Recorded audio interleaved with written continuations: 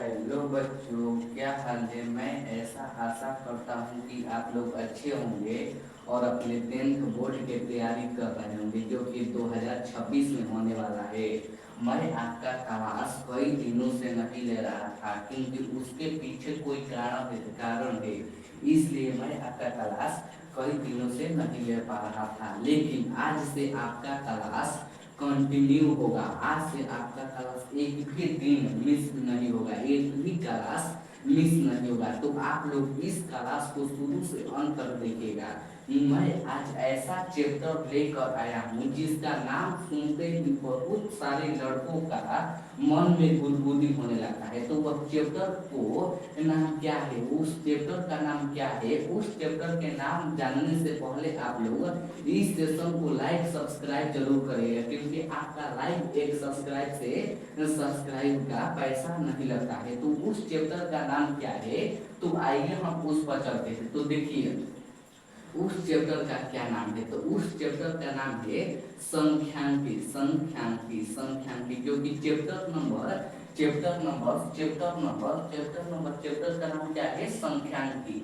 संख्यांकी chapter का नाम क्या है, तो चैप्टर का नाम क्या है, तो वह आप लोग कमेंट में जरूर बताइएगा चैप्टर का नाम है। तो चैप्टर का नाम है, आप लोग बताइएगा। लास्ट चैप्टर की क्या कर, लास्ट 14 या 15 होगा, आप लोग देख लीजिएगा। पाठ का नाम आप लोग देख लीजिएगा। तो इसमें हमको क्या क्या पढ़ना है, तो उस पर हम चलते हैं, क्योंकि अब आपके पास बहुत कम समय बचा है।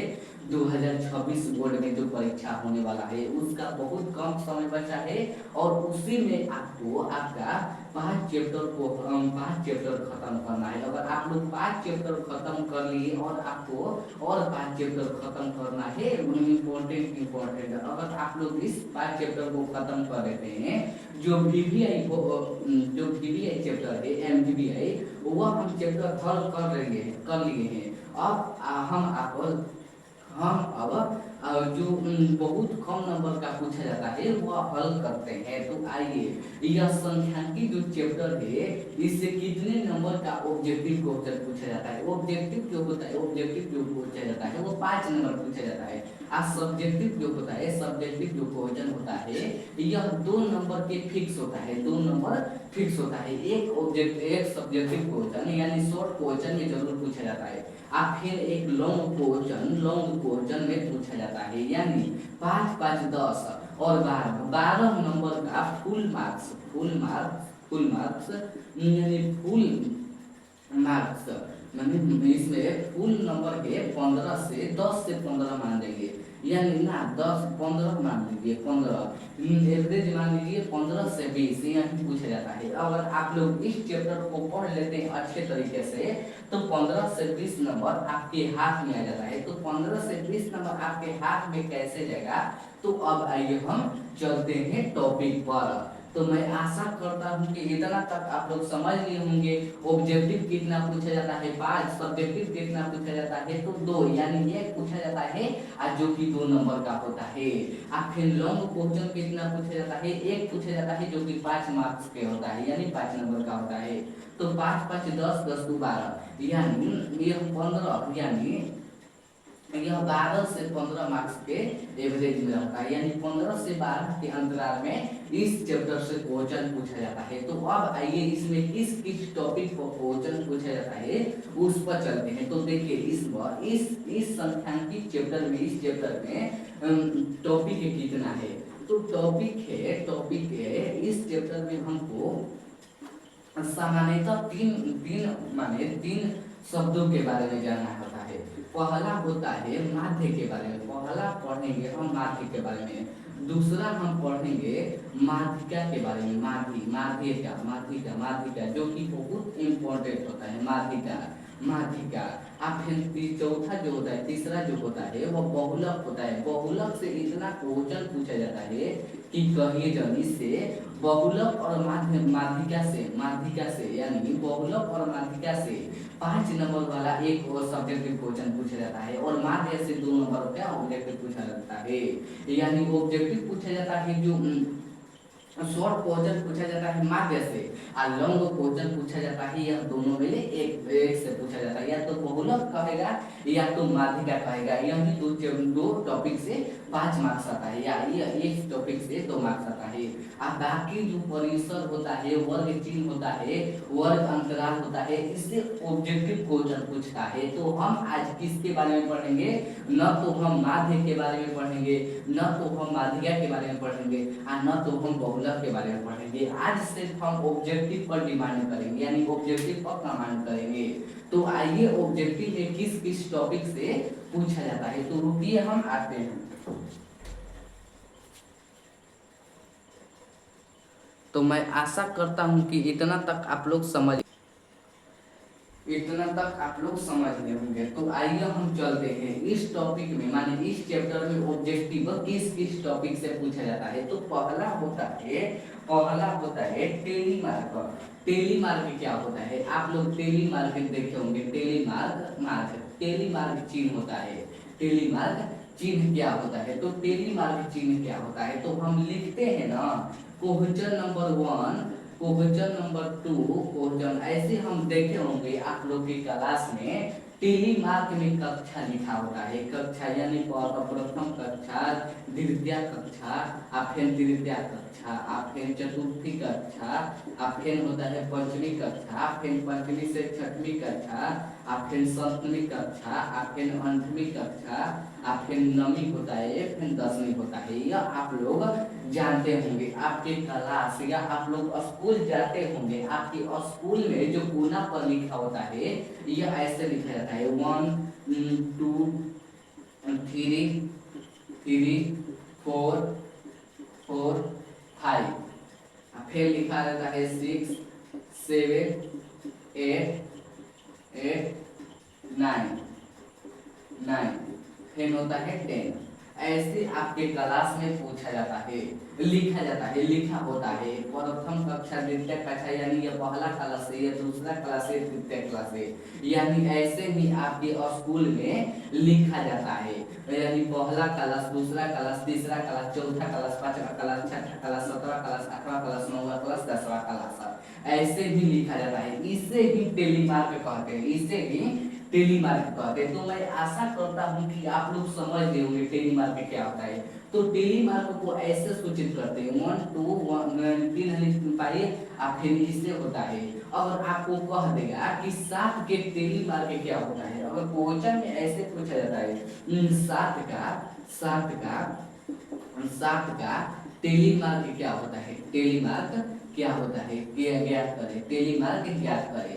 तो 7 का टेलीमार्क क्या होता है? तो हम 7 को कैसे लिख सकते हैं? ऐसे नहीं लिखिएगा, ऐसे आप लोग ऐसे नहीं लिखिएगा। सिर्फ टेलीमार्क में आप लोग को कैसे लिखना है? तो टेलीमार्क में आपको 7 कहेगा तो 5 ऐसे होगा, 5 ऐसे होगा, देखिए 5 ऐसे हो जाएगा, 5 ऐसे हो जाएगा, आप फिर 2 को ऐसे हो जाता है, 5 ऐसे हो जाता है। टेलीमार्क ऐसे ही होता है। टेलीमार्क आप लोग ऐसे पढ़ेंगे 1 2 और 3, 3 और फिर 4 होता है, और फिर 5 होता है। यह तो आपकी क्लास में कक्षा बताता है, लेकिन टेलीमार्क ऐसे होता है।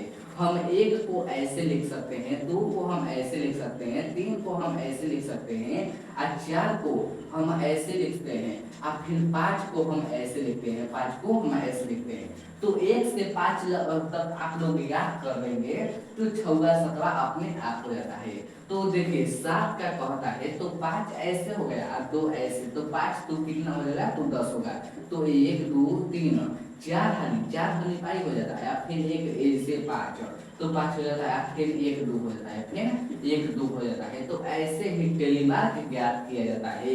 यानी कह देगा कि 7 टेलीमार्क क्या होता है, 7 का टेलीमार्क क्या हो जाएगा? तो देखिए पहले हम 4 हानि पाई खींचेंगे, 4 हानि पाई खींचेंगे, और तब कोना से इस कोना तक मिला देंगे, तो 4 एगो पाई 5, और फिर 2 हानि हो गया। अब कह देगा कि 9 का टेलीमार्क, 9 का टेलीमार्क क्या होगा? तो 5 हानि हो जाएगा, 5 हो जाएगा, फिर 4 4 हो जाएगा, तो 5 4 9 हो जाता है, तो 9 का टेलीमार्क। अब इतने पर ही कह देगा कि 5 का टेलीमार्क क्या हो जाता है, तो 5 का सीधे हो जाता है 4 को 5 फेंकने को है से, तो 5 यह टेलीमार्क हो गया। तो मैं आशा करता हूँ कि टेलीमार्क से एक भी क्वेश्चन पूछा जाता है तो आप लोग बना लेंगे। तो अब आइए हम टॉपिक नंबर 2 पर चलते हैं। टॉपिक नंबर 1 पढ़ लिए, खलास हो गया टेलीमार्क। टेलीमार्क क्या होता है, तो आप लोग सिर्फ 5 गो टेलीमार्क क्या कर लिए, पहला 1, फिर 2, फिर 3, फिर 3, फिर 4, फिर 4, फिर 4, है ना 4, फिर 4 हो गया, फिर 4 हो गया, फिर 5 होता है, 5 ऐसे होता है, 5 ऐसे हो जाता है, 5 ऐसे हो जाता है। तो हम टेलीमार्क अगर आप लोग 5 याद कर लेते हैं तो अपने आप 6 7, जैसे कि 6 को कह देगा तो 5 को ऐसे लिख सकते हैं, 1 2 3 4 को 5 फेंके को 5, आप फेंके 7 यानी 2 हो जाता है, तो यह 7 हो गया। तो मैं आशा करता हूँ कि आप लोग बना लेंगे, यानी टेलीमार्क से एक भी क्वेश्चन पूछा जाएगा तो आप लोग बना लेंगे। अब आइए हम टॉपिक नंबर 2 पर चलते हैं। परिसर। परिसर क्या होता है, परिसर का आप लोग नाम सुने होंगे, परिसर क्या होता है, तो रुकिए हम आते हैं।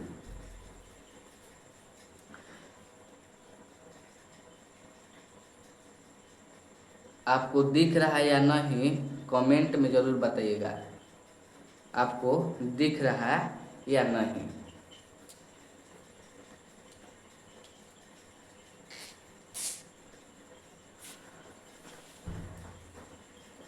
अच्छा, चल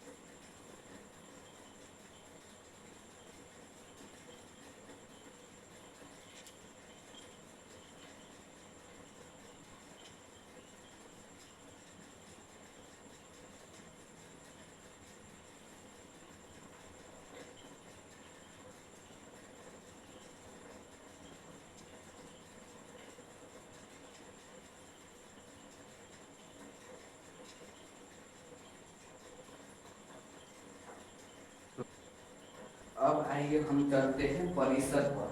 परिसर, परिसर आप लोग नाम सुने होंगे, परिसर क्या होता है, परिसर का आप लोग नाम सुने होंगे, परिसर क्या होता है। तो अगर मान जाइए परिसर वाला आप लोग याद कर लीजिएगा, परिसर। परिसर बराबर आप लोग एक फॉर्मूला याद कर लीजिएगा। परिसर बराबर एक फॉर्मूला है जिसका नाम है उच्च सीमा। उच्च सीमा, उच्च सीमा माने परिसर बराबर आप लोग याद कर लीजिएगा। परिसर, परिसर बराबर होता है उच्च सीमा और माइनस में निम्न सीमा। उच्च सीमा, उच्च सीमा, उच्च सीमा और माइनस में निम्न सीमा होता है, निम्न सीमा होता है। तो इस पर कैसे क्वेश्चन आता है, इस पर आपको ध्यान देना है। तो देखिए परिसर बराबर आप लोग को याद कर लेना है उच्च सीमा और माइनस में निम्न सीमा। यानी कोई संख्या दे दिया होगा, उसमें बड़ी संख्या और माइनस में छोटी संख्या को घटा देंगे तो जो निकलेगा वही परिसर बनेगा। तो देखिए क्वेश्चन में कैसे पूछा जाता है। तो मान लीजिए क्वेश्चन में दे दिया होगा कि 5, 7, 9, 11, 2, 4, 1 का परिसर ज्ञात करेगा। परिसर ज्ञात करना है। अब आपको इतना यह ध्यान नहीं देना है कि अंक कितना बड़ा दे दिया है, आपको यह ध्यान देना चाहिए कि बड़ी संख्या कौन है ना और छोटी संख्या कौन है। तो बड़ी संख्या आप लोग को दिख रहा होगा 11 है और छोटी संख्या 1 है।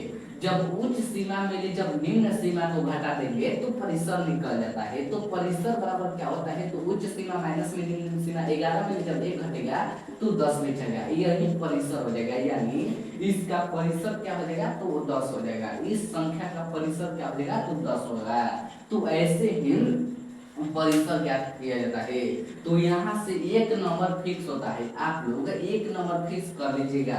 परिसर बराबर आप लोग इस फॉर्मूला को याद कर कर एक नंबर फिक्स कर लीजिएगा, क्योंकि यहाँ से एक नंबर हर साल पूछा जाता है। तो परिसर बराबर मैं ऐसा आशा करता हूँ कि आप लोग बना लेंगे। परिसर बराबर पूछा जाएगा तो आप लोग बना लेंगे। तो अब आइए हम चलते हैं, अब आइए हम चलते हैं वर्ग चिन्ह बराबर क्या होता है। परिसर बराबर आप लोग चिन्ह लिए, यानी परिसर बराबर पूछेगा। मान लीजिए एक और क्वेश्चन देते हैं, एक और क्वेश्चन देते हैं कि 500, 700, 1000 अब फिर 9000 का परिसर क्या होगा, परिसर क्या होगा।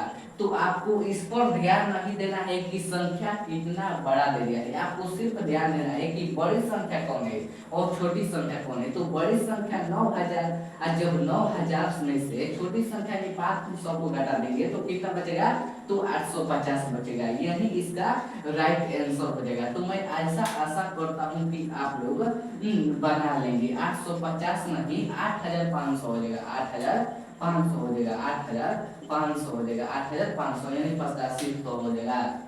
तो मैं ऐसा आशा करता हूँ कि आप लोग परिसर से एक भी क्वेश्चन आएगा तो आप लोग मिस नहीं करेंगे। अब आइए हम चलते हैं वर्ग चिन्ह बराबर। टॉपिक नंबर आज का तीसरा है कि वर्ग चिन्ह बराबर क्या होता है। वर्ग चिन्ह, चिन्ह क्या होता है, वर्ग चिन्ह क्या होता है। अगर आपको ऐसे क्वेश्चन दे दिया है 150 और 150 और माइनस में 50 का वर्ग चिन्ह ज्ञात करें, ऐसे दे दिया 150 माइनस में 2, ये माइनस नहीं है, यह माइनस नहीं है, यह विभाजक चिन्ह आप लोग हिंदी में पढ़े होंगे। विभाजक चिन्ह है, विभाजक माइनस चिन्ह नहीं है।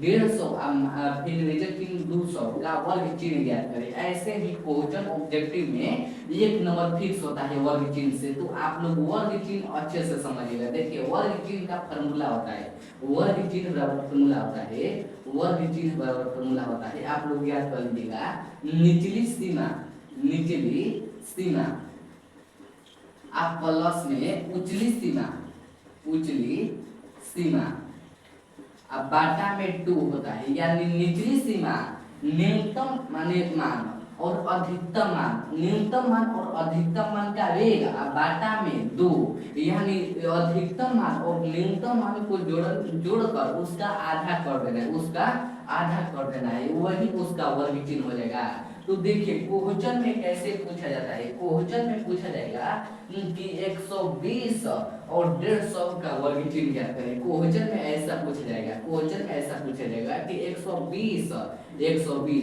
और 150 का वर्ग चिन्ह ज्ञात करें, वर्ग चिन्ह ज्ञात करें, वर्ग चिन्ह ज्ञात करें। तो वर्ग चिन्ह बराबर हम क्या फॉर्मूला बताए थे, निचली सीमा प्लस उचली सीमा बाटा में 2 होता है, मैं आप लोग को बताया था।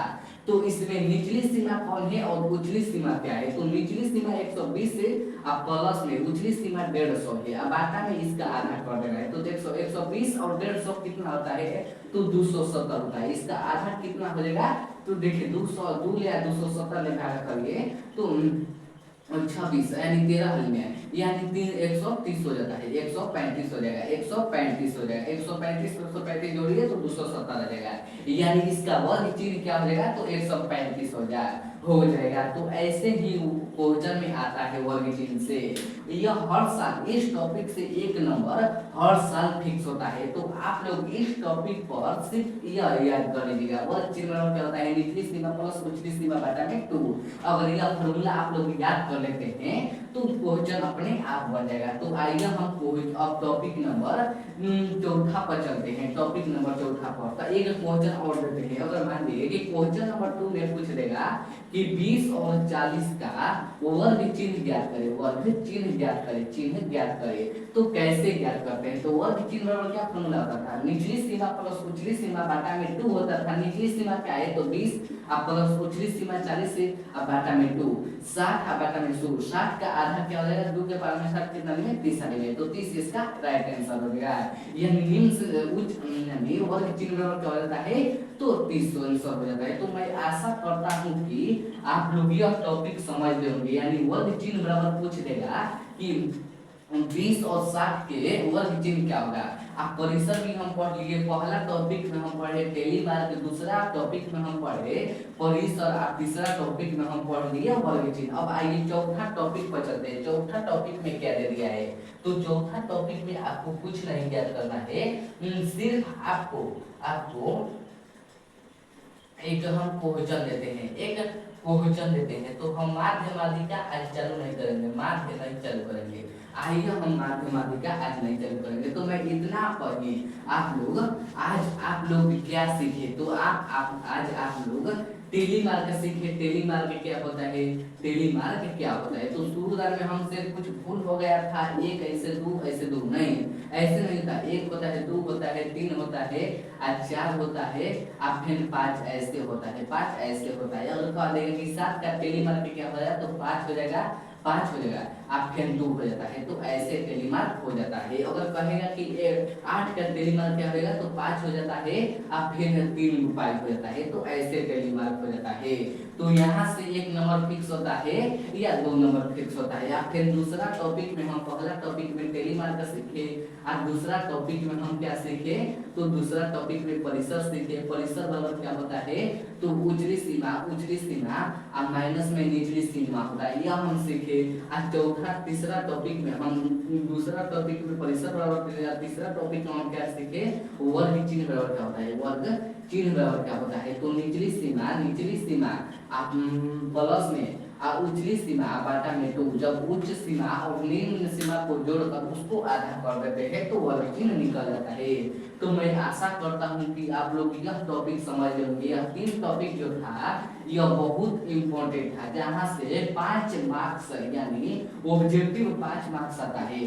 तो जहां से 3 मार्क्स फिक्स हो गया, आपके हाथ में आ गया 3 मार्क्स, यानी 3 नंबर अब आपके हाथ में आ गया, टेलीमार्क से, परिसर से, वर्ग चिन्ह से। तो आप लोग यह टॉपिक तो कभी कम ध्यान दीजिएगा। बाकी कल जो क्लास होगा उसमें हम माध्यिका और बहुलक पढ़ेंगे, तो उस पर आप लोग फिर कमांड करिएगा। इस पर आपको क्या करना है, पहले आपको टेलीमार्क देख लेना है, फिर परिसर पर आप लोग को याद कर लेना है, उचली सीमा माइनस में निम्न सीमा, वर्ग चिन्ह उचली सीमा प्लस निम्न सीमा बाटा में निचली सीमा प्लस उचली सीमा बाटा में 2 हो जाता है। यानी उच्च सीमा यानी बड़ी संख्या और छोटी संख्या को जोड़कर उसका आधा कर देना है, तो वर्ग चिन्ह बराबर निकलेगा।